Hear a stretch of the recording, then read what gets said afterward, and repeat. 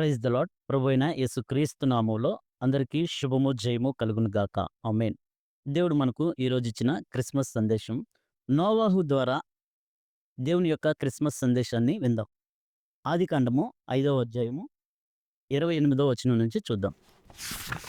లేమెకు 182 ఏండ్లు బ్రతికి ఒక కుమారుని కని, భూమిని యెహోవా శపించినందువలన కలిగిన మన చేతుల కష్టము విషయంలోను, మన పని విషయంలోను ఇతడు మనకు నెమ్మది కలుగజేయుననుకొని అతనికి నోవాహు అని పేరు పెట్టెను. Praise the Lord. చాలు. అయితే నెమ్మది ఎందుకు కావాలి అంటే, దేవుడు భూమిని శపించినందువలన నెమ్మది కావాలి. భూమిని శపించాడు గాని దేవుడు ఆదామును, అవ్వను శపించలా. అయితే ఈ భూమి శపించబడింది కాబట్టి నెమ్మదినిస్తారని నోవాహు అని పేరు పెట్టారు. అయితే మనం 6వ అధ్యాయము 5వ వచనం నుంచి చూద్దాం. నరుల చెడుతనము భూమి మీద గొప్పదనియు, వారి హృదయం యొక్క తలంపులలోని ఊహ అంతయు ఎల్లప్పుడూ కేవలము చెడ్డదనియు యెహోవా చూచి, తాను భూమి మీద నరులను చేసినందుకు యెహోవా సంతాపం నంది తన హృదయంలో నొచ్చుకొనెను. అప్పుడు యెహోవా, నేను సృజించిన నరులను, నరులతో కూడా జంతువులను, పురుగులను, ఆకాశ పక్షాదులను భూమి మీద నుండకుండా తుడిచివేయుదును. ఎలయనగా నేను వారిని సృష్టించినందుకు సంతాపము నొంది ఉన్నాననెను. అయితే నోవాహు యెహోవా దృష్టి యందు కృప పొందిన వాడాయెను. Praise lord. దేవుని దృష్టికి నోవాహు కృప పొందిన వాడయ్యాడు.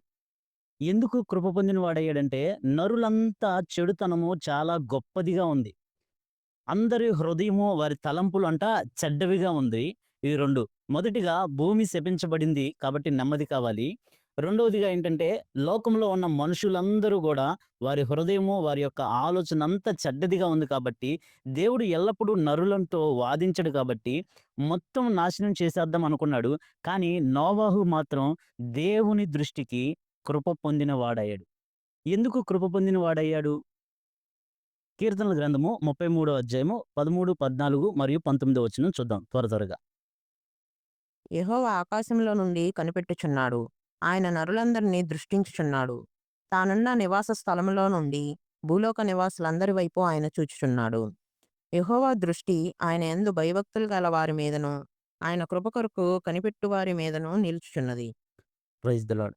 దేవుని దృష్టి నోవాహు మీద ఎందుకు పడింది అంటే, ఆయన మాట వినేవాడుగా, నీతిమంతుడుగా ఉన్నాడు.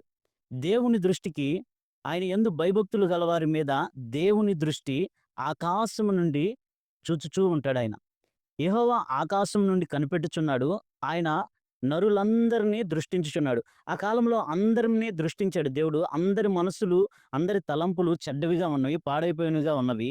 కానీ నోవాహు మాత్రం దేవుని దృష్టికి యథార్థవంతుడుగా, నీతిమంతుడుగా ఉన్నాడు. అందుకనే నోవాహు గారి ద్వారా దేవుడు మరలా జనాంగాన్ని స్టార్ట్ చేశారు. అందుకనే నోవాహుకి ఒక పని చెప్పారు దేవుడు. ఏమని? వాడ కట్టమని. ఆ వాడలో ఎవరైతే ప్రవేశిస్తారో వారికే రక్షణ.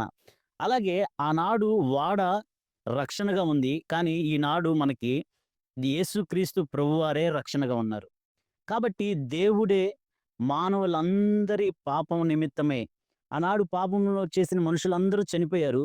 కానీ మరలా అలా చనిపోకుండా ఉండాలని దేవుడే స్వయాన శరీరధారిగా వచ్చి కన్యక గర్భమందు జన్మించి మానవులు చేసినంతటి పాపానికి వెల చెల్లించి అందరికీ మనకు కృప అనుగ్రహించడానికి, దేవుని దృష్టి మన మీద ఉంచడానికి, నిత్య జీవం ఇవ్వడానికి దేవుడు మన కొరకు శరీరధారిగా వచ్చి, మన కొరకు పాపాన్ని శిక్షించి, మనల్ని రక్షించి, ఆయన చనిపోయి మూడో రోజున తిరిగి లేచి, పునరుద్ధానుడై నిత్య జీవాల్లో ఎలా ఉన్నాడో, మనల్ని కూడా నిత్య జీవానికి వారసులుగా ఉండడానికి ఈనాడు యేసుక్రీస్తు ప్రభువారే మనకి ఆ వాడ, ఆ రక్షణ.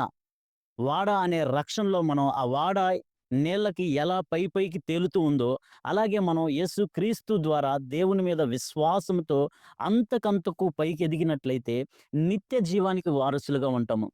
కాబట్టి ఈ యొక్క పాపం నుంచి మనల్ని విడుదల పొందించడానికి, మనల్ని రక్షించడానికి, మనం నిత్య జీవం అనుగ్రహించడానికి దేవుడు శరీరధారిగా వచ్చారు.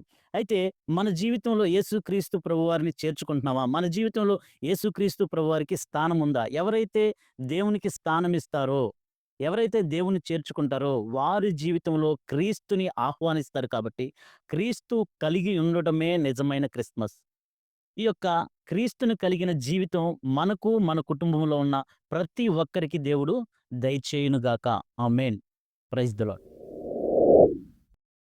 కృపగల దేవ, దయగల తండ్రి, కనికరం కలిగిన ప్రభువా, మీ పరిశుద్ధ నామానికి వందనాలు, స్తుతులు, స్తోత్రాలు చెల్లించుకుంటున్నాం ప్రభువా.